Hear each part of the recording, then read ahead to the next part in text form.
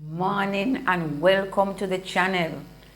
We are every morning at 5 a.m. right here, so you can hear the Jamaican New Testament reading. And you must invite your friends and your family to listen in. And guess what? Don't forget to like, to share, and subscribe, and press the notification button. I am Christine Gooden Benguche, and if you want any information about me, just check the description box below. Thank you. A God Word This, a daily reading from the Jamaican New Testament.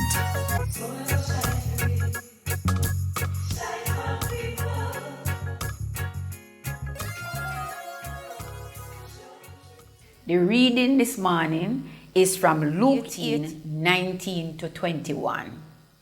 Jesus' mother and brother them come to see him, but sake of the crowd them couldn't get near him. So somebody tell Jesus, say, your mother and brother them they out the door and wait for see you.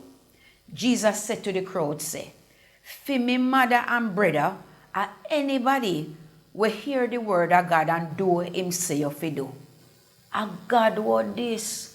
Thank God. Want more info?